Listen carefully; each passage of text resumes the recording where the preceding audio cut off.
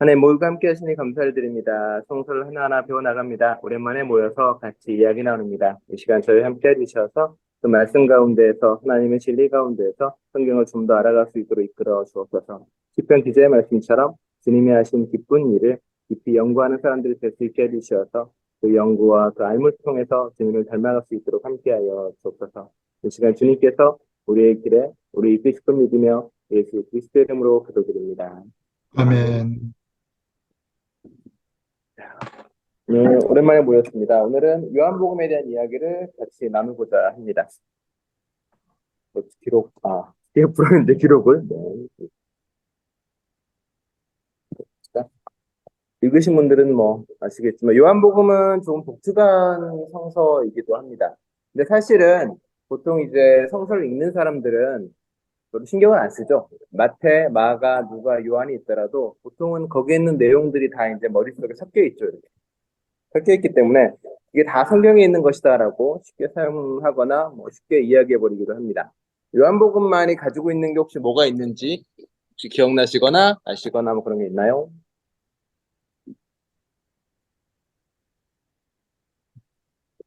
모르겠다. 그래가지고 요한복음에 나온 것 중에 그렇죠.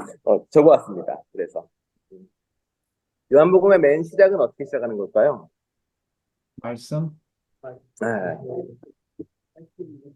그렇죠. 말씀이 육신이 왔단 말에 써 있습니다. 없으면 써 있어요. 좀 다르죠.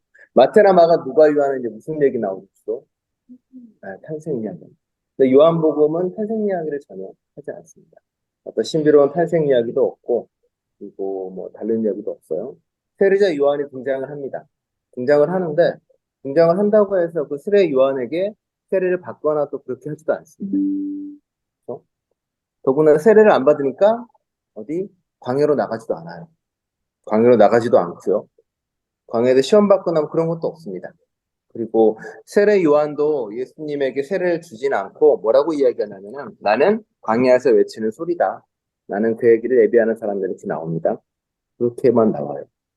또 요한복음에서는 어떤 비유 이야기나 산상수훈 이야기도 없습니다. 탈복에 대한 이야기나 이런 기운 이야기도 없어요. 그리고 보통 예수님 하시는 이야기는 거기에 나오는 것들은 대부분 다 굉장히 길고 혼자 이야기하는 것들이 굉장히 많이 나와 있습니다. 또 그 마테마가 누가의 공간복음에서는 성전종화가 예수님이 이제 순환받기 얼마 전에 예루살렘으로 입성을 해서 그리고 성전 정화를 거치고 고난을 당하시고 십자가 못 박혀 죽는 어떤 그 마지막에 가장 중요한 걸로 나오는데 요한복음은 그 2장에 나옵니다. 그 자신의 공생의 맨 처음 사건이 벌어지는 그 초반에 성전 정화가 벌어져요. 그리고 예루살렘에 주로 머물러 있습니다. 3년 동안. 그런데 마테마가 누가는 예루살렘에 예수님이 들어간 것은 유월절을 지키기 위해 들어갔다가 그 위에 걷는 일이 쭉 나오는 거거든요. 근데 요한복음은 3번이나 예루살렘에 들어간 사건이 기록되어 있습니다. 또 그러다 보니까 이제 최후의 만찬도 요한복음에 없고요. 다만 세족식이 그 안에 벌어지기도 합니다. 그리고 성찬에 대한 이야기는 오병이어 할 때 이건 내 살이고 내 몸이다. 거기서 나옵니다. 오병이어 이야기가. 그런 이야기가 또 거기 나오고 또 기적의 이야기가 별로 없어요. 그러니까 기적이라는 단어를 쓰지 않고 뭐 표적을 행했다던가 뭐 이런 식으로 보통 이야기를 하십니다. 다른 건 없고요. 기록하고 표적하고 다르네. 단어 자체를 다르게 쓰더라고요. 그러니까 그런 언어가. 네, 언어 자체를 다르게. 히브리 언어가 예, 다르네. 헬라 언어가 다르게 써요. 그러니까 그리스도로서의 표징을 드러내기 위한 걸로 보통 나오고 있습니다. 표적이. 네, 그렇게 나오고 있고 또 겟세마네 사건도 없습니다. 겟세마네에서 기도하시거나 이렇게 뭐랄까 인간적으로 이렇게 자신의 길에 대해서 고민하고 씨름하는 예수의 모습은 거기에 드러나진 않아요. 오히려 당당하게 내가 죽으러 왔다. 십자가로 가는 길이 내 길이야라고 이야기를 하고 가십니다. 그러면서 십자가 도상에서 내가 그리스도로서 해야 될 역할을 그것에 당연히 가는 것이다라고 이야기하고 걸어갑니다. 그렇죠? 그리고 다른 복음서에는 드러나지 않는 사람들이 나타나요. 뭐 나다니엘이나 뭐 사랑받는 제자 뭐 이런 다양한 사람들이 그 안에서 나타나기도 합니다. 그리고 뭐 그 외에 이제 다양한 인물들이 등장하는데 그 인물들이 성격이 몇 가지 드러나요. 보면 이제 개인의 계백의 특성들이 드러나. 뭐 예수의 어머니 나타나죠. 십자가 도상에서 그런 거 너희 어머니다 뭐 이런 얘기도 하고. 근데 거긴 아니다. 그건 아닙니다. 지우세요. 사랑받는 제자에게 어머니를 넘기는 이야기 나와요. 네. 거기서 이제 요한복음에 그렇게 나오게 됩니다. 그런 사건들이 또 하나 있고 또 인상적인 거는 컨닝하나요? 안 적었는데 기억이 안 나가지고. 또, 또 인상적인 거 하나는 예를 들어 이런 건데 그 가늠한 예를 돌로 치라는 본문이 있잖아요. 그게 아마 7장 57절에서 8장 11절까지의 본문이에요. 근데 재밌는 게 뭐냐면 이게 성서를 한참 보시고 옛날 개역 성경이나 우리로 치면 영어로 치면은 킹 제임스 버전이나 NIV를 보면은 이 본문이 들어가 있는데 또 현대로 가요. NRSV나 혹은 뭐 RSV 성경을 보잖아요. 그러면은 보통 그 본문을 가로치고 없음이라고 쓴 것도 있고요. 그리고 세번역 같은 경우는 그 본문에 이렇게 꺽쇠를 양쪽을 한 다음에 각주에다가 이 본문은 다른 오래된 판본에는 없음이라고 써 있어요. 이게 무슨 일이냐면 그 요한복음의 판본들이 발견되잖아요. 점점 처음 버전을 볼 때가 아마 중세 버전이에요. 중세에 나왔던 흔적력이나 몇 가지 버전을 볼 때는 7장 57절에서 8장 11절의 사건이 있었어요. 그 본문이 있었단 말이에요. 그래서 있나 보다 했는데 시간이 좀 흘러서 좀 더 오래된 요한복음이 발견이 돼요. 알겠지만 원래 성서에는 장과절이 없다 그랬죠. 좀 더 오래된 요한복음을 봤는데 거기에 이게 없는 거예요. 돌로 치라는 사건이 사라졌어요. 그 뒤에 이제 고민이 되는 거죠. 그럼 이거를 성경에 넣어야 되나 말아야 되나. 왜냐하면 중세 버전 요한복음에는 있는데 그 전 버전엔 그게 없다는 거니까. 성서 연구학자들이 이제 와 성서 두 개 다른 걸 가지고 고민을 하다가 뭐 NRSV나 요새 나오는 성경에는 아예 이걸 빼버렸고 오래된 판본을 따라가니까 그래도 오래된 판본이 더 본본이고 아마 그 사건은 중간에 넣었다라고 보니까 그 다음 누가 이제 출판한 사람들이 원래 오래된 버전은 없다라고 나온 거예요. 그래서 이제 그 판본은 그럼 어디로 갔냐라고 고민을 하다가 사람들이 이제 결국에는 뭐 따옴표 넣어가지고 오래된 판본은 없음이라고 했다거나 뭐 RSV나 NRSV는 그거 그냥 아예 빼버리고 각주에다가 길게 다는 경우도 있습니다. 그러니까 그것만 보더라도 이제 성경이 조금씩 변화하고 있다는 사건은 이제 알고 있는 거죠. 그럼 이제 고민을 하는 거죠. 왜 중세 때 이 본문을 넣었을까라는 본문이 또다시 또 다른 고민이나 또 다른 연구로 이제 들어가게 되기도 합니다. 그러면서 요한복음은 상당히 지금 거하고는 많이 다르다는 게 그 안에 드러나는 거죠. 마태, 마가, 누가랑도 확실히 다르고 요한하고 다르고. 처음 알았다 뭐 이런 건가요? 혹시 요한복음을? 그래서 다르다는 거 보고 보면 좀 달라요. 마태, 마가, 요한, 누가는 마태, 마가, 누가는 우리가 지난해 배운 것처럼 이제 마가 본문이 있었고 자신의 큐자료를 써서 썼었고 마태와 누가는 마가를 좀 쓰기도 했고 누가 자체 복음서도 가지고 있었지만 요한은 정말 그거를 아예 거의 참고를 안 한 것처럼 보여져요. 마태, 마가, 누가의 어떤 거는 전혀 쓰질 않고 자기만의 것을 가지고 하나하나 기록한 것처럼 보여집니다. 그리고 요한복음은 이제 종종 그런 얘기 많이 하는데 예수님의 인성보다는 신성을 많이 강조한 본문이다라고도 이제 이야기하는 까닭이 거기도 있는 거죠. 그리고 뭐 되게 뭐라고 할까 교리적인 게 꽤 많이 남아 있어요. 예수님의 말씀의 본문도 그러하고 뭐 예수님이 삼위일체에 대한 근거도 아마 거기에 많이 나와 있고요. 내가 너와 하나다 이런 얘기도 정말 많이 있고 내가 아버지로부터 왔듯이 뭐 나는 아버지로부터 왔다 하나님으로 왔다라는 고백을 직선적으로 많이 하시고 나와 아버지가 하나고 너희도 마찬가지다라고 이야기를 하시거든요.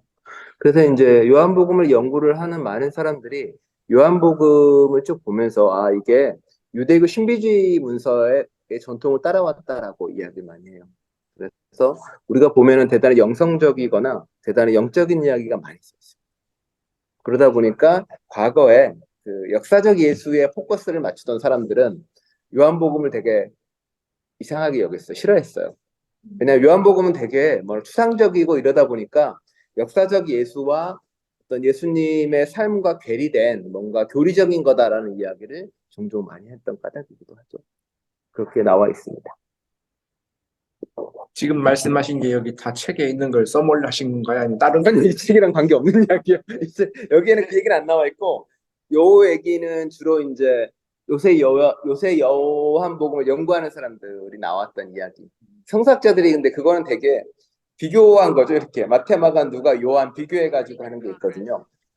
그럼 복음서와 이걸 쭉 비교해 보면은 대충 나오게 되죠. 뭐가 문제고 뭐가 빠졌고 나오게 됩니다. 그러면 거기에 대해서 혹시 거기에 대해서 질문이 있다거나 나는 요한복음에서 이거 봤는데요라고 한다거나 뭐 그런 거 있으신가요? 이렇게 다른 거에 대해서는 어떻게 생각하세요? 보통 읽다 보면은 다른 거 나올 때 목사들이야 이게 왜 다르지? 라고 이제 보통 퀘스천을 하는 건데 보통은 어떻게 받아들이십니까? 그냥 좋은 이야기야라고 넘어가시면 아니면 발견을 못 한다거나 혹은 그런 건 많이 들었어요. 마태, 마가, 누가하고 요한은 다르다. 그러니까 세계에서 겹치는 거는 많은데 요한복음은 좀 다르다. 그런 소리도 몇 번 들은 것 왜 다를까요? 그러면 공관 복음이라고 할 때는 요한복음 안 들어가는 거죠? 안 들어가요. 네. 사복음서에는 요한복음이 들어가는데 공관복음서라는 공통의 관점을 가지고 썼다는 거잖아요. 이게 이제 마태, 마가, 누가는 어떤 예수님의 삶에 포커스를 맞춰가지고 많이 이야기를 써놨다고 하면은 요한복음은 예수님의 실제적 삶에 대한 것보다는 고백되어지는 예수에 대한 이야기를 많이 썼어요. 좀 늦게 써도 그렇죠. 늦게 되기도 했었고 그러다 보니까 역사적 예수에 별로 관심이 없는 것 같아요. 저자는 오히려 예수님이 어떤 존재인지에 대한 그 의미를 가장 알리고 싶었던 것 같고요. 그리고 뭐 자신들 중학교 유대교 신비주의 사상이나 어떤 그 당시 영지주의 사상 이런 걸 통해서 예수에 대한 자신들의 고백을 만들어가기 시작을 한 것 같아요. 어떤 면에서는 약간 교리적인 고백이기도 하고요. 어떤 면에서는 정말 개인적으로 경험했던 신앙적 고백이 그 안에 들어있기도 하죠. 그래서 요한복음 좋아하는 사람들은 되게 많이 좋아하기도 하시죠. 네. 그래서 오늘 본문은 이제 그렇게 들어갑니다. 나왔죠. 요한복음에는 그리스도의 선제성이라는 신학적 주제가 있다라고 이제 그러니까 그런 거 있잖아요. 선제성이란 말이 무슨 그러니까 존재보다 가장 근 아, 전에 그 있었다라는 전에 고백인 거예요. 네. 요한복음 자체에 보면 이런 거죠. 네. 117페이지 뭐 성서본문 나와. 요한복음 1장 13절의 말씀인데 그들은 혈통으로나 육정으로나 사람의 욕망으로 나지 않고 하나님으로부터 났다란 말도 여기서 얘기하시고요. 그리고 178페이지에 보면은 이제 성서 본문만 이렇게 쭉 기록되어 있는데 이렇게 이야기하죠. 나는 아버지에게서 떠나서 세상에 왔다. 나는 세상을 두고 아버지께로 간다. 이게 이제 마지막 부분에 있고 나는 그분을 안다. 나는 그분에게서 왔고 그분은 나를 보내셨기 때문이다. 라는 말도 있죠. 그리고 이제 긴 6장 말씀도 아버지께서 나에게 주시는 사람은 다 내게로 올 것이요 또 내게로 오는 사람은 내가 물리치지 않을 것이다. 그것은 내가 내 뜻을 이루려고 해서가 아니라 나를 보내신 분의 뜻을 이루려고 하늘로부터 내려왔기 때문이다. 그렇죠. 그러니까 여기서는 계속 이야기하세요. 요한복음의 첫 장에 대한 고백도 여기에 나오죠. 179페이지에 보시면 요한복음 1장의 이야기가 나옵니다. 태초에 말씀이 계셨다. 그 말씀은 하나님과 함께 계셨다. 그 말씀은 하나님이셨다. 그는 태초에 하나님과 함께 계셨다. 모든 것이 그로 말미암아 생겨났으니 그가 없이 생겨난 것은 하나도 없다. 말씀이 육신이 되어 우리 가운데 사셨다. 우리는 그의 영광을 보았다. 그 영광은 아버지께서 주신 독생자의 영광이요 그 안에 은혜와 진리가 충만하다. 그러니까 요한복음 뭐라고 고백하냐면은 예수님이 그러니까 그래서 탄생 이야기를 안 적은 거예요. 탄생이 의미가 없는 거예요. 왜냐하면 예수님은 최초에 하나님과 함께 계신 존재이기 때문에 굳이 그렇게 번거로운 걸 거치지 않아도 된다고 고백을 하는 거예요. 그래서 선제성이란 부분들이 그런 거죠. 모든 것 존재 이전에 바로 있었다라고 고백을 하는 거고 예수 그리스도는 하나님과 함께 그 생명이 처음부터 있었던 존재다라고 이야기를 합니다. 그렇기 때문에 예수님은 본인 스스로에 대한 자기 인식이 내가 하나님으로부터 왔고 그리고 나는 그 하나님의 창세 전부터 하나님과 함께 있었다라고 이야기합니다. 하지만 그 함께 있었다는 그 고백이 하나님 있고 나 있고 이렇게라고 고백하는 게 아니거든요. 삼위일체라는 고백이기 이전에 이 요한복음을 써졌거든요. 그러니까 예수님의 고백은 뭐냐면 삼위일체에 대한 어떤 교리적 고백이 아니라 나의 존재의 근원이 나의 존재의 시작이 사실은 저 시간이나 이 모든 걸 초월한 하나님에게 닿아 있다라는 고백이에요. 근데 그 고백이 사실은 똑같이 바울에게도 이어지죠. 나를 모태로부터 구별하여 하나님께서 세우셨다라고 이야기를 합니다. 그게 뭐 태중에서 나를 어떤 예정론에 의해서 만들어졌다는 그 고백이 아니라 우리의 모든 생명들이 사실은 우리의 존재가 이미 세상 창조 이전부터 하나님과 이어진 존재다라고 고백을 하는 거예요. 이 고백은 대단히 놀라운 고백이기도 해요. 그 고백이 예수님이라는 존재 자체뿐만이 아니라 예수를 따랐던 수많은 사람들, 예수님 스스로가 내 형제 자매라고 했던 우리 모두가 태초 전부터 이미 하나님에게 연결된 존재라고 고백하는 거거든요. 그래서 요한복음은 또 다른 말로 이야기하면 요한복음이 강조하고 싶었던 거는 정말로 인간의 생명 자체에 대한 고백을 되게 많이 합니다. 그건 어떤 과학적인 원자로 이루어졌던 이런 고백이 아니라 우리 존재의 근원이 어딘가에 대한 답을 찾으려고 애쓰고 노력하는 사람들인 거죠. 포토가 쳤나요? 여러분에게 만일 여러분이 그리고 사람들이 하나님으로부터 연결되고 하나님부터 왔다는 고백은 여러분에게는 어떤 의미와 어떤 가치를 가지게 될까요? 내가 사실은 생물학적인 원자로 구성된 우연의 산물이야라는 고백과 그것도 물론 이제 더 깊이 의미로 들어가면 다르겠지만 내가 사실은 인간의 생명이라는 게 하나님이라는 거대한 어떤 존재의 근원에 닿아 있고 그로부터 나왔다라는 고백은 많은 차이를 주겠죠, 아마. 별로 차이 없나요? 누구한테는? 뭐 이런 걸로 끝나나요? 예를 들어 볼게요. 그 당시에 사는 사람들은 삶도 힘들고 어렵고 자기 자신에 대한 자존감이 사실은 거의 뭐 바닥에 있던 사람들이거든요.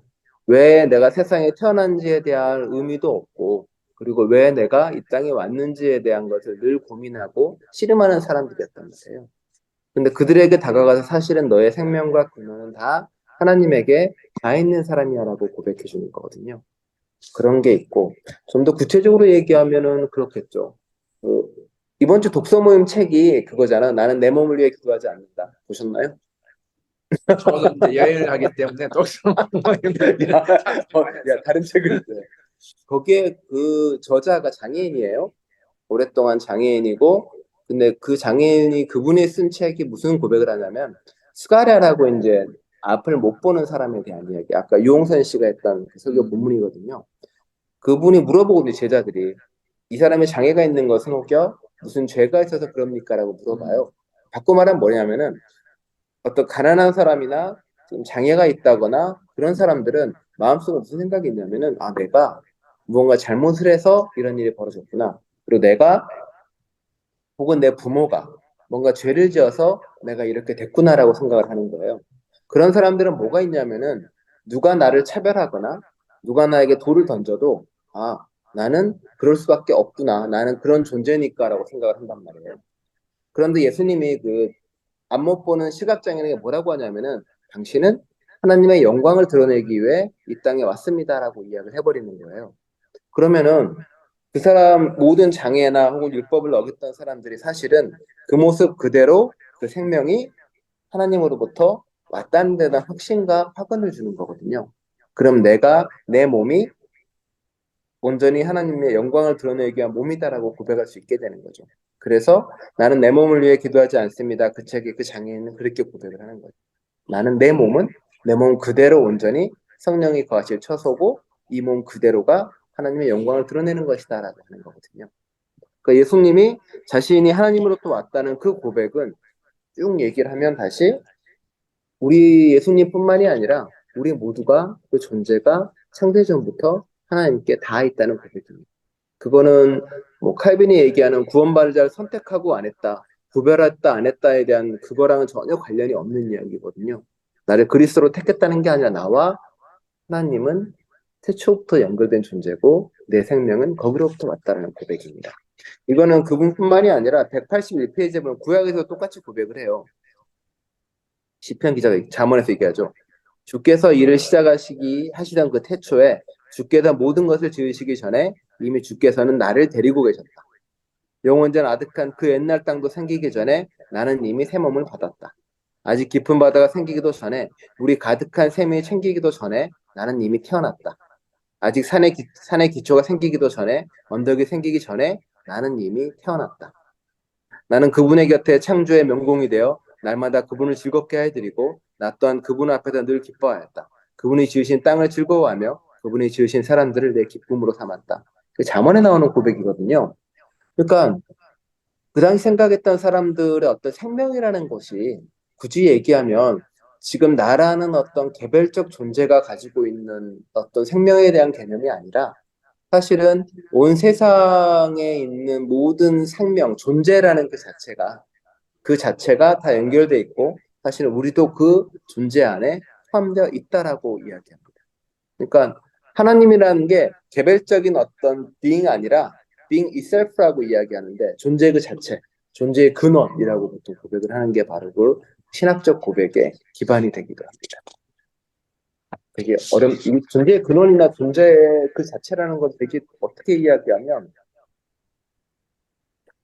부분과 집합인데 부분과 전체? 물리학으로 얘기해야 되나? 원리과 떨림 뭐 이렇게 얘기해야 되나?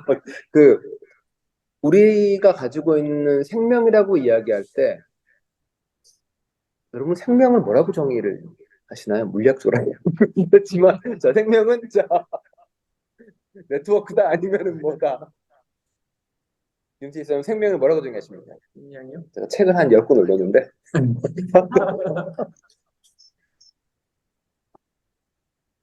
살아있는 것. 그냥 살아있는 것. 살아있다는 건 뭘까요? 그러니까 그 제가 이제 죽음하고 경계가 있으니까 네. 지금 살아있는데 딱 죽잖아요. 음. 그럼 그 차이가 뭘까 하면은 뭔지 모르겠어요. 아, 혹시 의식? 아니 의식이 아니라 이렇게 어느 순간에 제가 이제 죽을 거잖아요. 그죠? 그 전에 바로 죽기 전에 순간하고 네. 죽은 다음 순간하고 나에게 무슨 변화가 그렇죠. 일어나긴 하는데 그 변화가 뭔지를 모르겠어요. 뭐 세포세는 분열하지 않는다 뭐 이런 건가요? 그러니까 거기서 과학적으로는? 만약에 그게 혼이라고 하면 음. 내 몸에 있던 혼이 떠난다 뭐 그런 식으로 표현하잖아요. 정말 그런 건지 아니면 생물학적으로 뭔가 에너지가 있었는데 터지는 건지 그 아, 생명의 기원은 찾지 못했다. 예, 그게 도대체 그 갈림길에 섰은 그 중간에 뭔가 발생하는지 저는 그거를 이해를 못하겠어요. 아, 결국은 과학적 사실을 찾으려고 하시는 거군요. 아니, 과학적 사실에서는 그 이렇게 생각을 철학적이라고 해야 되나 생각을 했을 때 과연 살아있을 때 나와 죽었을 때 나에게 차이가 뭔지를 어떻게 겉을 모양을 보면 거의 똑같잖아요. 이게 무슨 맞아요, 맞아요.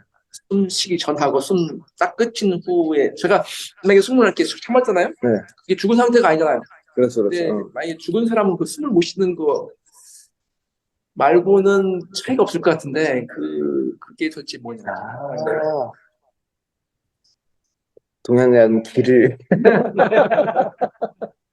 그 그게 저는 생명이라고 보는데 그게 맞죠. 네, 근데 네. 그 뭔가 네, 바울이 되게 다른 이야기를 하거든요. 바울이 죽음과 생명을 뭘로 나누냐면은 바울은 이런 얘기를 해요. 내가 그리스도를 만나기 전에는 죽은 사람이었습니다. 내가 그리스도를 만난 이후에 나는 살아있는 사람이 되었습니다라고 보는 거예요. 그러니까 그리스도를 믿는 사람들에게 있어서 죽음의 영역과 생명의 영역은 어떤 물리적인 영역으로 들어가지가 않고 자신의 삶의 가치를 어디에 두냐에 따라서 죽음과 삶을 나눈다. 그러니까 이게 좀 되게 독특한 신앙이긴 해요. 왜냐하면 그래서 부활의 경험을 바울은 어떻게 하냐면 내가 그리스도 안에서 일으킴 받았다라고 이야기를 하거든요.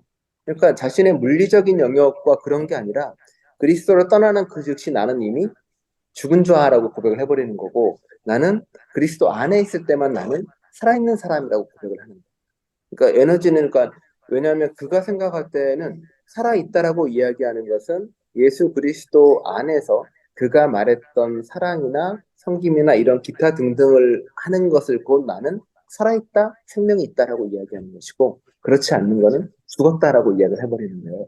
그러니까 그 요한복음도 사실은 그 생명에 대해서 계속 고민하며 씨름하면서 이야기하는 것들이 뭐냐면 그리스도께서 우리에게 생명을 주러 왔다라고 이야기하는 거거든요. 그건 내가 하나님과의 관계에서 끊어버린 것을 다시 이어주는 고백을 했다라고 이야기하는 것이고, 내가 어떤 존재인지 온전히 깨닫게 해주는 사람으로서 계속 가는 것 같아요. 그래서 요한복음 우리에게 알려주는 건 너 어디서 왔는지 계속 알려주는 거고, 어디서 왔는지 알았기 때문에 네가 어떤 사람이 되라고 이야기하는 거거든요. 근데 그게 예수님께서 그거를 알려주신 건데, 그렇다고 해서 예수님만 특별하게 그런 존재냐라고 이야기할 때 그건 아니라는 거예요. 사실은 예수님뿐만이 아니라 우리 모두가 그런 사람이야라고 이야기하는 것입니다. 유별난 존재로서 있는 것이 아니라 예수님의 보여준 걸 통해서 우리가 어떤 존재인지를 온전히 깨달아야 된다라고 이제. 그러면 이제 우리가 어떤 존재인지 아는 것, 생명 그대로의 가능성을 아는 것, 우리 자체가 이미 하나님의 신성을 가지고 있는 존재로 살아가는 것을 이해하는 거죠. 그래서 186페이지에 보면은 결국 이제 성서 이야기를 계속 읽고 있는데 186페이지에 보면 이제 성서에 대한 얘기는 이런 얘기예요. 요한복음 17장에 보면 나는 이 사람들을 위해서만 비는 것이 아니고 이 사람들의 말을 듣고 나를 믿는 사람들을 위해서도 빕니다. 아버지께서 내 안에 계시고 내가 아버지 안에 있는 것과 같이 그들도 하나가 되어서 우리 안에 있게 하여 주십시오라고 합니다. 자, 대단히 그쵸? 수학적으로 말이 안 되죠. 아버지가 내 안에 있고 내가 아버지 안에 있고 그렇죠. 그들도 하나가 되어서 우리 안에 있는 거라고 이야기합니다. 우리가 동양 사상에서만 이야기하는 어떤 위치와 하나됨에 대한 이야기잖아요. 수학적으로는 어떻게 되나요? 뭐네. 3차원에서는 안 되겠지만, 네. 기호 표시가 이렇게 되나? 어찌됐든 뭐. 그러니까 그런 것들에 대한 걸 이해를 해보려고 많이 하다 보니까 결국 예수님조차도 저는 이게 이제 마지막 산상순이라고 이야기한 요한복음의 어떤 말씀인데 산상순은 아니에요. 여기 들판에서 이야기하는데 예수님이 하고 싶었던 기도는 뭐냐면 본인이 살았던 삶이 하나님과 하나 되는 삶이었고 그리고 이제 지금 나를 믿는 사람들도 하나님과 하나가 될 거고 그 뒤에 더 놀라운 말을 하는 건데 이 사람들의 말을 듣고 나를 믿는 사람들까지 비는 거예요. 그러니까 모든 자신의 후손들과 나을 될 사람들 그 모든 사람이 예수님과 하나가 되고 하나님과 완전히 하나 되는 게 목표다라고 이야기합니다. 물론 존재론적으로 하나가 될 수는 없겠지만 그 사람의 삶을 가져가고 행하고 움직이고 관계 맺고 하는 것은 될 수가 있겠죠. 예를 들어서 내가 사랑하는 사람과 존재론적인 하나가 될 수는 없잖아요. 완전히. 근데 최소한 입속에 혀처럼 굴수있지 않을까 싶어요. 그 뭐 알잖아요. 목마르다. 알잖아요. 오래 같이 살면 배가 고픈 것 같다. 배고파서 짜증이 나나 보다. 이런 것들에 대한 걸 알잖아요. 지금 나에게 시킬 게 뭐가 있다라는 거 이런 것들은 다 알아차리잖아요. 사랑하는 사람이 뭘 필요로 하는지는 그런 거 있잖아요. 이목사님한테 농담이 있는데 남편이 없는 동안 아내는 가로를 배운다 했어요. 가로에는 뭐가 들어갈까요? 김목사님도 그 얘기해요. 남편이 없는 동안 아내인 김 목사님은 불 끄기와 물 떠오기와 커피 내리기와 등등을 배운다. 라고 놀려서 이야기하거든요. 근데 같이 살다 보면은 그러니까 남들이 못 느끼는 거를 금방 느낄 수 있잖아요. 이 사람이 지금 기분이 나쁜지 좋은지 이런 것들에 대한 뭐 다들 하늘을 보시면 어쩌는 겁니까? 어떤 그렇죠. 옛날보다 나아진 어떤 미묘한 감정선을 알아챌 수 있는 거죠. 톤이 저 사람은 지금 저렇지만 사실은 뭐 창피해하는 거야. 저 사람 목소리 크게 해지면 화내는 게 아니라 지금 부끄러워 저러는 이런 걸 알아챈다는 거죠. 그다음에 민감해지는 거거든요. 이제 바꿔 말하면 하나님과 하나가 되고 예수와 하나 되는 관계는 어떤 게 있냐면 민감해져요 좀. 그러니까 예수에 대해서나 그리고 다른 사람에 대해서나 생물에 대해서나 환경에 대해서나 민감해집니다. 좋은 것 같아요. 나이가 들고 이제 남자들이 갱년기가 되면은 드라마 보고 운다잖아요. 그러니까 그만큼 감정이 이렇게 풍부해지기도 하겠지만 쉽게 공감할 수 있게 되는 것 같잖아요. 안 우시나요? 네. 그런 것처럼 하나님과 하나가 되는 관계는 뭐냐면 좀 민감해지는 것 같아요. 그리고 내가 이 상황에 있을 때 예수님이 어떻게 하실지에 대해서도 조금씩 알아가는 것 같아요.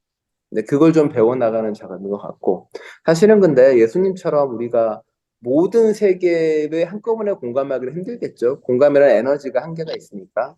그래도 어떤 영역이나 어떤 방식을 가지고는 하게 되겠죠. 그리고 이제 예수님이 그 187페이지에 보면 이제 똑같은 얘기를 하잖아. 성경에 나온 이야기인데, 빌립이 예수께 말하였다. 주님, 우리에게 아버지를 보여주십시오. 그러면 좋겠습니다. 예수께서 대답하셨다. 빌립아, 내가 이렇게 오랫동안 너희와 함께 지냈는데도 너는 나를 알지 못하느냐라고요. 그러니까 이런 말을 했으니 그 당시 그 유대교 사람들이 죽이려 하지 않았을까요? 이게 누구 사람이 왔는데 그 사람한테 와서 저기요 하나님 좀 보여주세요 그랬더니 나를 봐라고 이야기한 거잖아요.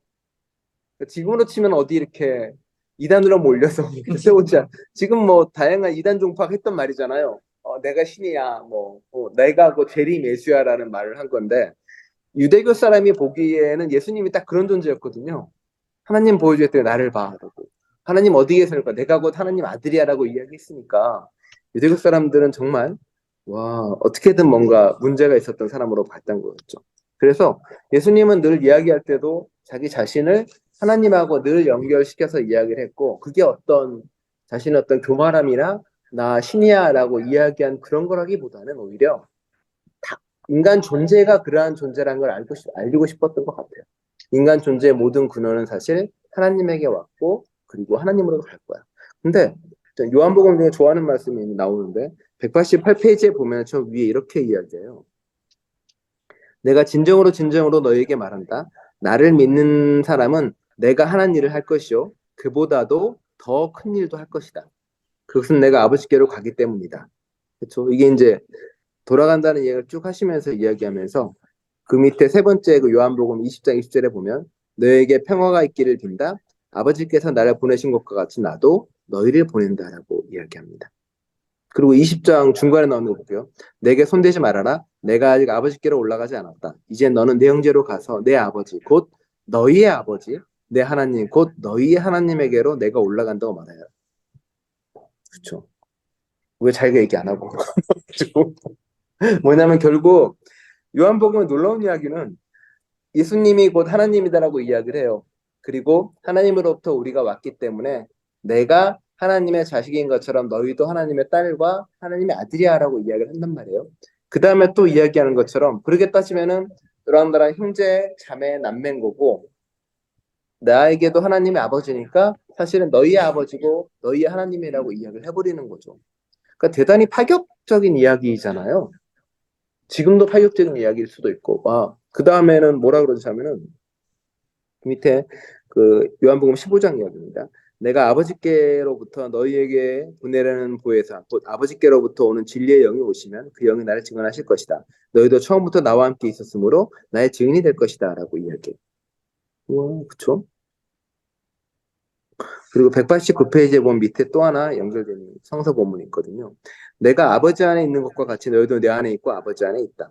내가 아버지의 일을 한다. 너희는 나보다 더 큰 일을 할 것이다. 내가 아버지를 보았다. 너희도 아버지를 보게 하기 위해서이다. 내가 하나님이다. 너희도 신이다. 라고 끝나버립니다. 네. 그러니 당연히 그 190페이지에 보면 요한복음에 나와 있죠. 나와 아버지는 하나다. 이때 유대 사람들이 다시 돌을 들어서 예수를 치려고 하였다. 그렇죠? 그러니까 이 예수님의 한 말이 그 당시로는 되게 놀라운 말을 많이 한 거거든요. 근데 정말 우리가 너희가 하나님이고 너희가 아버지랑 동일한 존재라고 말하는 것은 우리가 신이다. 신으로서 모든 권력과 모든 능력을 행사하는 존재다라고 말하고 싶은 게 아니라 모든 근원이 하나님께 연결돼 있고 그러게 너도 나처럼 하나님의 일을 이 땅에 할 수 있다. 그 하나님의 일은 아마 위아래로 나눠지는 것들이 아니라 예수님 했던 일보다 더 큰 일을 너희가 할 거다라고 이야기를 해버리는 겁니다. 여러분이 하시는 일 중에 예수님보다 더 큰 일은 무슨 일인지 자 왼쪽으로 돌아가면 얘기합시다. 써놨잖아. 예수님 썼잖아. 예수님 뭐라고 얘기했나요? 자 그렇죠. 내가 진정으로 너에게 말한다. 나를 믿는 사람은 내가 하는 일을 할 것이요 그보다 더 큰 일도 할 것이다. 그것은 내가 아버지께로도 갈 것이다. 자 우리 예수님보다 했던 더 큰 일을 돌아가면서 이야기해 봅시다. 와. 네. 주사님 하고 계죠. 1번 결혼을 해서 아내를 사랑하고 아이를 낳았다. 예수님보다 더 큰 일이죠. 사실은 예수님도 누군가를 사랑해서 결혼하거나 한 사람을 이렇게 포도시 섬기고 생명을 낳거나 뭐 이런 일은 하지 않았습니다. 그렇기 때문에 뭐 예수님보다 큰 일을 당연히 하신 거죠. 예.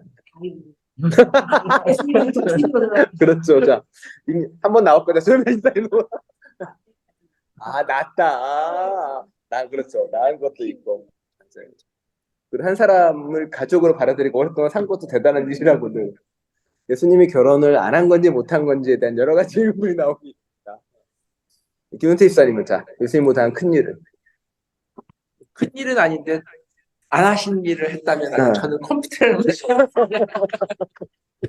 그렇죠. 안 하신 일은. 그러니까 사실은 예수님이 했던 이 일을 했을 때 아마 사람들도 그 생각을 했을 거예요. 크고 작다를 떠나서 예를 들어서 지금 의사들은 아마 예수님보다 더 많은 사람을 고쳤을 것이고, 그렇죠. 배를 운전하는 사람은 지금보다 더 많이 예수님보다 물을 왔다 갔다 건넜겠죠. 그리고 예수님이 뭐 했던 많은 일 중에 오병이어로 했던 빵을 먹이는 것도 있었지만 사실은 지금은 더없이 더 많은 빵을 더 많은 물을 갖는단 말이에요. 그러니까 어쩌면 그 당시 들었던 제자들이나 그 밑에 있는 사람들도 자신들이 하는 일 하나하나에 대해서 그런 의미를 가졌겠죠. 내가 하는 일이 사실은, 예수님이 했던 일을 내가 어쩌면 그분이 하는 일을 있는 일이구나. 내가 물고기를 잡아서 먹이는 것도 사실 예수님 했잖아요. 네, 근데 그 당시 일었던 수많은 어부들도 그 생각할 거 아니에요. 내가 이 물고기를 잡아서 많은 사람들을 먹이는 건 예수님의 일이겠구나. 내가 빵을 구워서 나눠준 건 예수님의 일이겠구나. 네, 그런 거에 있는 거죠. 그러니까 지금 살아가는 모든 사람들에게 있어서 그들의 모든 일 하나하나가 사실은 예수님이 하는 일이고 우리 안에 신이 있고 우리가 이 땅에 하나님의 생명을 가진 사람으로부터 하는 일이야라고 이야기를 하는 겁니다. 그래서 그걸 가지는 것이 곧 믿음이라고 이야기하는 거고요. 그래서 심플하게 줄이면 예수님은 신이고 우리도 곧 신이다라고 이야기하는 거고 우리가 곧 하나님이야, 우리가 곧 예수님이야 라고 이야기하는 거죠. 그리고 우리는 그 모습에 부끄럽지 않는 삶을 선택하고 걸어가라고 요한복음은 계속 일하고 말하고 있는 거죠. 그래서 이제 요한복음의 저자가 그렇게 유대교 신비주의 전통으로 가는 이유가 바로 거기에 있는 거죠. 우리의 영성과 우리의 믿음이 있고 우리의 믿음을 통해서 점점 더 우리가 신이 된다라고 믿는 거니까요.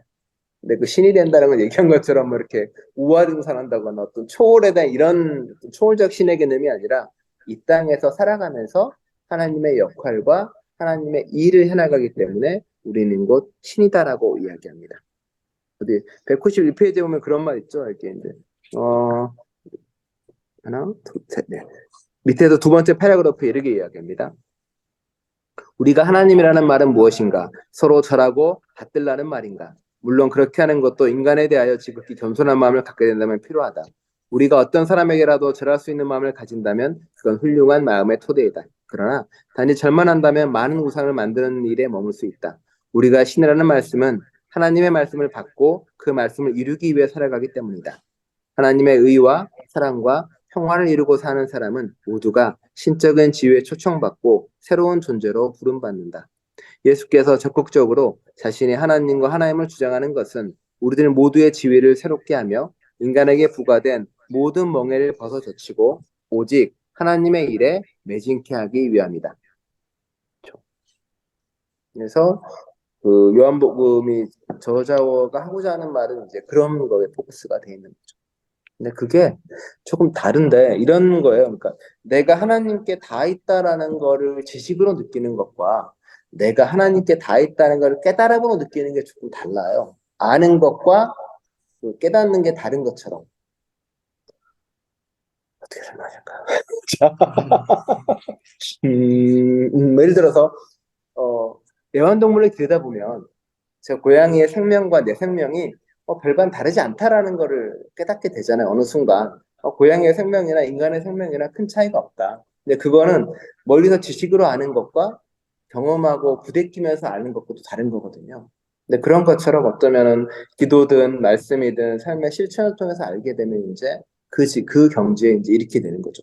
그래서 이제 뭐 바울 같은 경우도 늘 말씀드리지만 내가 죽어도 다른 모든 사람이 구원받는다면 나는 멸망해도 좋다는 그 마음은 사실은 예수님의 마음과 다를 바가 없는 거고 사실은 이때 이 세상을 바라보는 하나님의 마음과 또한 다를 바가 없게 되는 거죠. 그 마음을 가짜라고 이야기를 합니다. 그래서 193페이지에 보면 위에서 첫 번째 패러그래프에 이렇게 이야기해요. 요한복음은 예수께서 자신과 하나님과의 관계를 반복적으로 말한다. 이는 우리들 모두가 하나님 안에서 새로운 존재로 초청받았다는 것을 선언한다. 그것이 복음이다. 공간복음에서 복음은 가난한 자들이 기쁜 소식을 듣고 맹인이 눈뜨며 앉은 매가 일어나는 것이다. 그러나 요한복음은 우리들의 존재를 새롭게 하고 예수 안에서 하나님과의 새로운 관계를 시작하는 것이 복음이다. 요한복음에서 말하는 예수는 특화된 개인 존재가 아니다. 요한복음이 말하는 예수는 이미 모든 민족을 대표하는 존재이며 그들을 대표하는 머리로서의 예수다.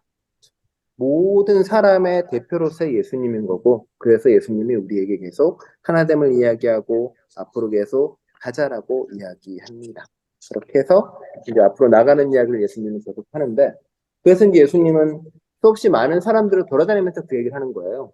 가난한 사람들을 이야기하지만 이방인들에게도 이야기하고 또 여성에게도 이야기하고 장애인에도 이야기하고, 그래서 그 사람들이 자신의 존재를 깨닫고 좀 나은 사람이 되기를 바라는 마음으로 하는 거죠. 그래서 그 예수의 삶을 통해 가는 일을 계속 원했다는 거고요. 그리고 그 다음에 이제 예수님을 우리가 어떻게 믿어야 되는가라는 이야기를 합니다.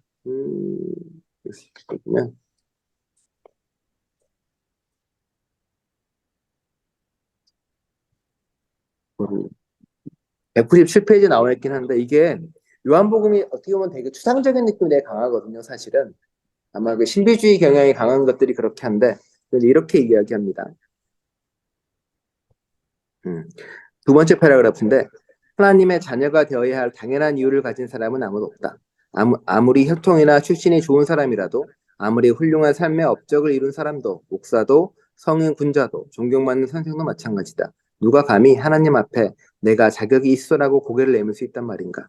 구원은 전적으로 하나님으로부터 온다. 우리가 스스로를 하나님의 자녀가 되게 하지는 못한다. 우리의 의지나 업적으로는 하나님과의 우호관계에 들어갈 수 없다. 하나님께서 전적으로 우리에게 길을 열어주시고 사랑으로 내려오실 때라야 가능하다. 하나님은 자신의 아들을 보내심으로 모두를 하나님과의 새로운 우호관계 속으로 초청하셨다. 그래서 누구든지 영접하는 자, 그 이름을 믿는 자에게는 하나님의 자녀가 되는 권세를 주셨다. 모두에게 자격을 묻지 않고 하나님의 구원으로 부르신다.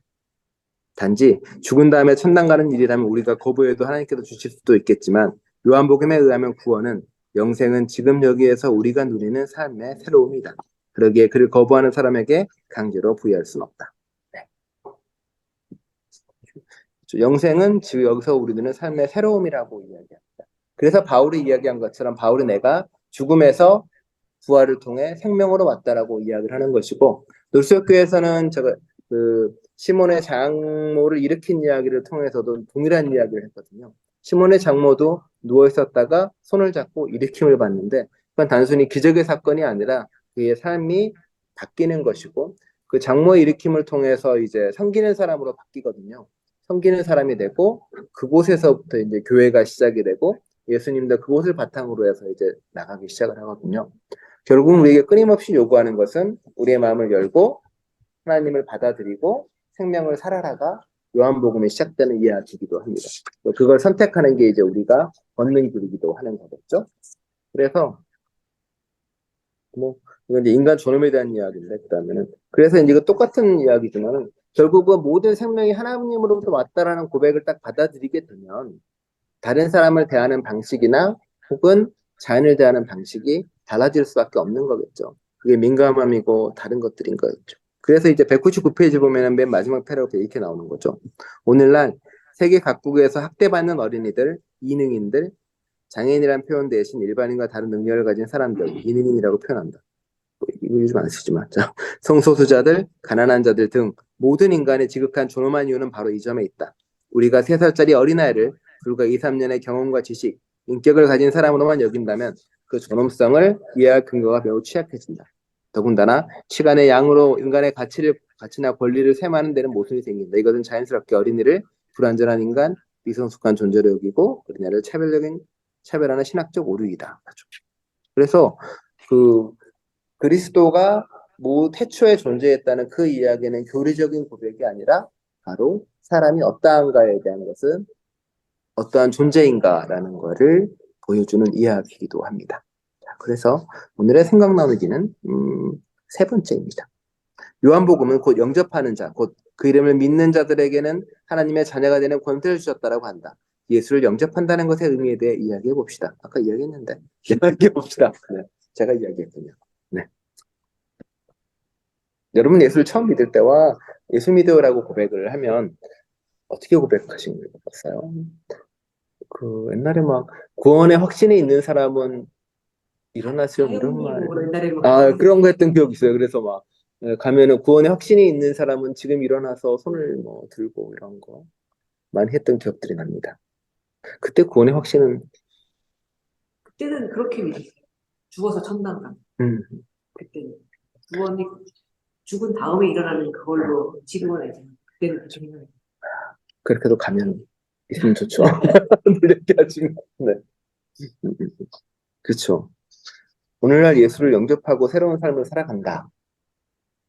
예수를 통해서 어떤 삶을 새로운 생명을 받았다는 어떤 감동이나 감격은 느껴보신 적이 부흥에 가서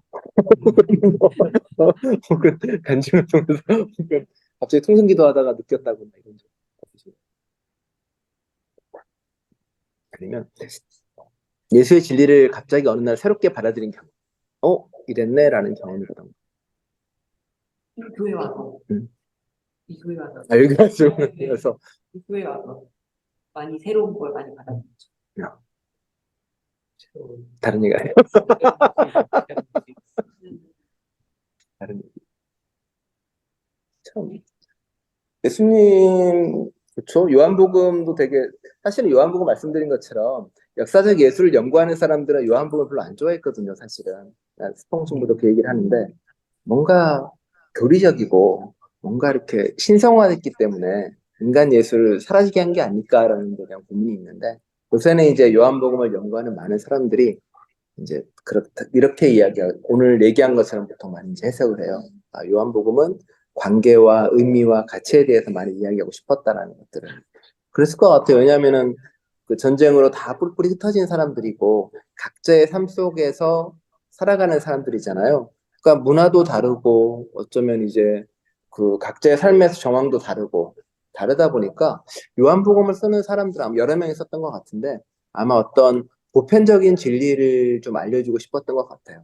모든 예수가 동일하게 만나는 메시아라는 단어를 했을 때 팔레스타인 사람들이나 혹은 유대인은 그게 어떤 의미인지 알았지만 사실은 이방 사람들은 메시아라는 단어가 주는 의미의 뉘앙스가 달랐을 거고 그러다 보니까 좀 더 추상적이고 보편적인 진리를 말해주고 싶었고 그게 아마 하나님과 네가 어떤 관계를 맺으며 살아갈래를 가장 중심에 뒀던 것 같아요. 그게 이제 요한복음이 줬던 가장 큰 핵심이기도 하고 그래서 주사님은 옛날에 그런 얘기 했잖아. 저 말씀드렸죠. 예수님과 당신을 그려보세요라고 하면은 어떻게 그리는지. 지금 어떻게 그리시겠습니까?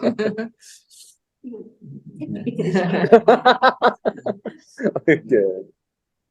거기다 시키면 상당히 바이어스돼 있어요. 아까 지난번에 그 유홍선 네. 사무장님이 와서 했던 것처럼 우리가 생각하는 전형적인 그림에 나온 예수는 백인이고 그렇겠죠, 그렇게 당연히. 나오거든요. 그러니까 이제 아시아인들이 한국 사람들이 예수님을 많이 그려야 돼요. 한국 사람들. 집사님은 그래서 어떻게 그런 그리시겠습니까? 데이터를 집어넣으면 나중에 이제 예수님 모습도 한국 사람처럼 나오지 않을까. 챗 GPT에게 디테일하게 설명을 내셔야 되더라고요. 이렇게 한국적인 스타일로 된 예수님과 함께하는 뭐 하지만 그렇게 좀 다르게 나오더라고요. 그런데 보통 그 왕이 입는 옷을 입고 있어요. 이렇게 쳐보니까. 믿지 않았는데 네. 그런 거. 너무 막 거기 그림에도 나왔지만 휠체어에는 앉아있지만 너무 잘생기고 몸 좋고 막. 너무 많이 안 되는 제가 읽고 있는 책 중에 뚱뚱한 예수라는 책이 있어요. 생각하면 예수님이 먹고 마시는 것도 좋아하고 뭐 그래서 그렇지 제 말이 그래서 생각을 해봤는데 그래서 가난한 사람들은 이제 그 뚱뚱한 예수라는 책은 뭐냐면 그 몸에 대한 바디에 대한 어떤 차별에 대한 이야기를 하면서 예수가 뭐 팔등신의 이런 건 아닐 거란 말이죠. 식스팩 달리고 이런 건 아니고 그냥 노멀하고 평범한 그 정도의 사람으로부터 이야기를 하더라고요. 그래서 집사님은 그리시면 어떻게 그리실래요? 예수랑 집사님을 같은 거에 딱 놓고 그리면 어떤 관계로 이렇게 그리고 싶으세요? 엎어 있다거나 저는 뭐. 예수님과 친구의 관계가 가장 좋은 것 같은데, 그럼 또 채팅?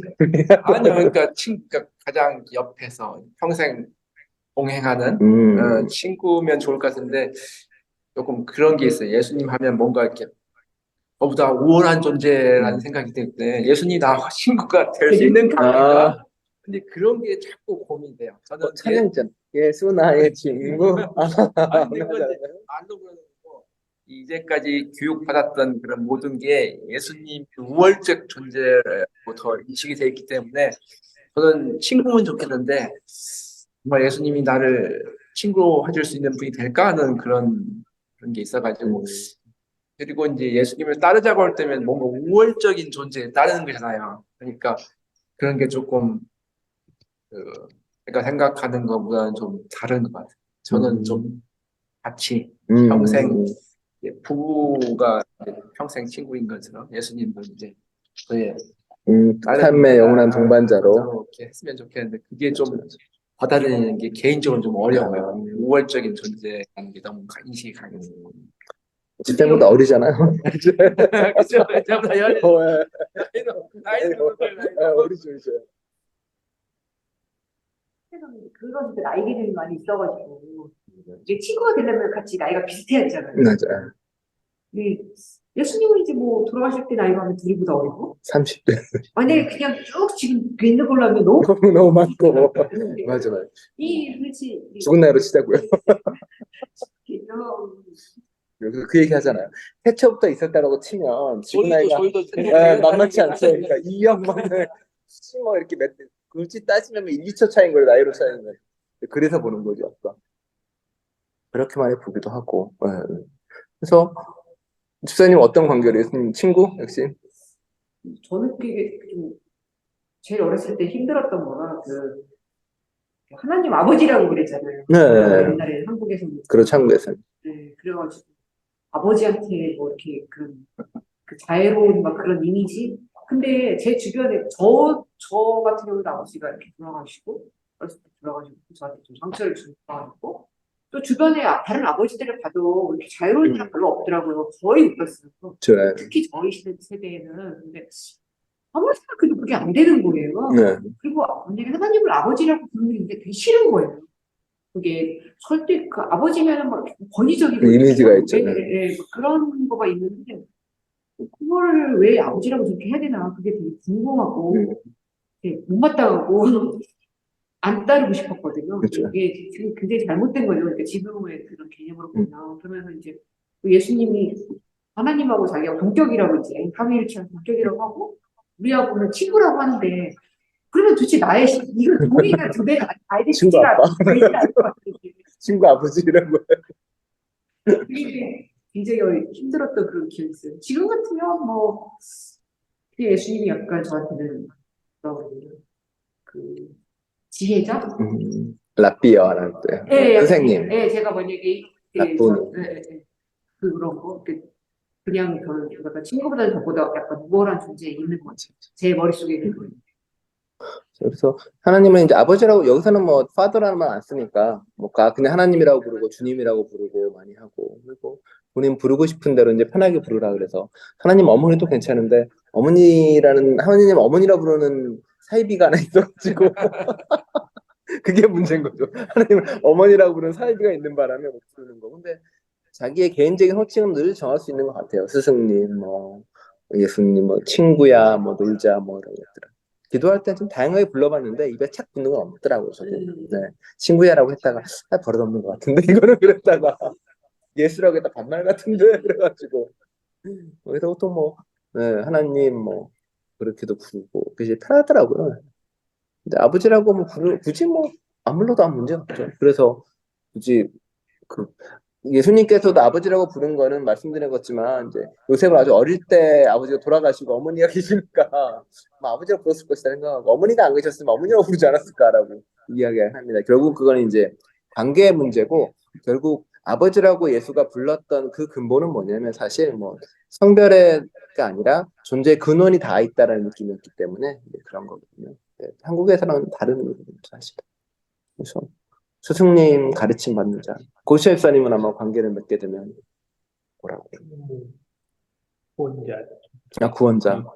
어디서 구원하셨습니까? 어디? 그 안에 수렁에서 안 믿는 사람이 믿음으로 들어오게 하는 거. 아, 그러다가 친구가 저는 되게 추상적 개념이라 상상 이렇게 되게 너무 빛나는 생명 같은 거예요.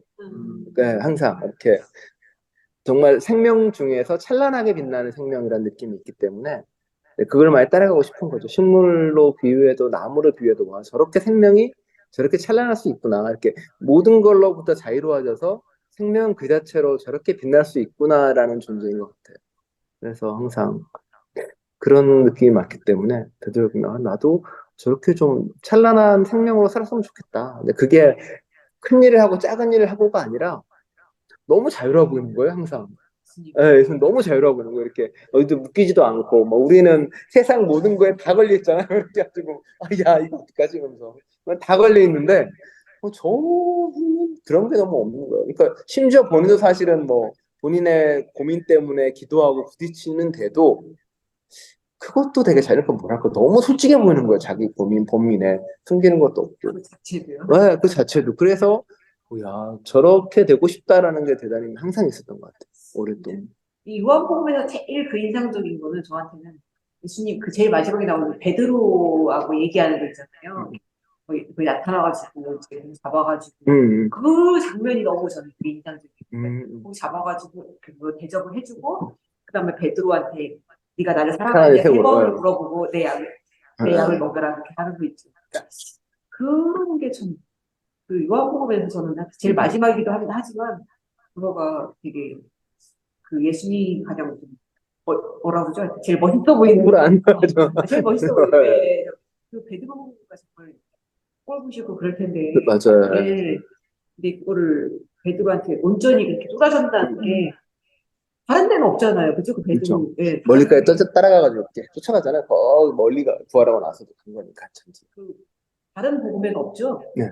그거 베드로 없죠, 사건은 길게 상당히 길게 나와요. 그 그렇죠. 사건이 이렇게. 아마 당시에 살았던 사람들이 베드로 마음이었을 것 같아요. 진짜로 다들. 그죠?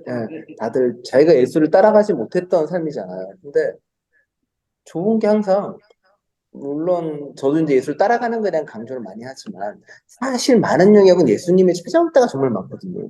찾아오잖아요. 베드로 찾아서 오고 장모 찾아서 그러니까 따라가도 애쓰지만 결국에는 찾아와서 손잡아주는 존재로서 진짜 용서하고 뭐 또 책임 맡기고 또 그런 거 보면은 대단한 걸 많이 느끼죠 항상. 네. 질문 받습니다. 뭐 궁금한 거라던가 질문 받습니다. 네. 셀폰이 로우 배터리래요. 지금 질문 받습니다. 네. 궁금한 건 없으신가요? 온라인 참여하시는 분들은. 네. 여러분이 신이래요, 예수님이. 여러분도 하나님과 맞다 이런 예수님 신적인 존재로서 하시면 될 것 같습니다. 네. 자, 그럼 기도하고 마치겠습니다. 네. 하나님, 예수님께서 이 땅에 오셔 말씀하십니다. 예수님께서 하나님과 하나이고 예수님이 하나님 안에 있고 하나님이 예수님 안에 있고 우리 또한 똑같이 그 안에 있고 또한 하나님이 예수님이 우리 안에 있다 고백을 합니다. 모두 하나 된 존재로 그렇게 하루하루 살아갈 수 있는 저희 될 수 있도록 주옵소서. 우리가 우리의 생명이 물리학적 우연이나 사건을 통해 이루어진 것들이 아니라 사실은 하나님과 맞닿아 있다는 하나님의 생명과 이어져 있다는 그 고백으로 삶을 살아갈 수 있도록 이끌어주시고 그래서 그 생명 하나하나를 가장 아름답고 소중하게 살아가는 저희 될 수 있도록 주님께서 함께하여 주옵소서. 그 빛나는 생명으로 하루하루 지나가며 늘 언제나 섬기고 행복하며 즐거우며 어떤 때는 슬퍼하고 어떤 때는 울음을 흘리며 눈물을 흘리며 살아가는 그 삶 그대로로 삶을 살아갈 수 있도록 우리와 함께하여 주옵소서. 언제나 우리의 발걸음에 주님께서 함께하시고 인도하실 걸 믿으며 예수 그리스도 이름으로 기도드립니다. 아멘.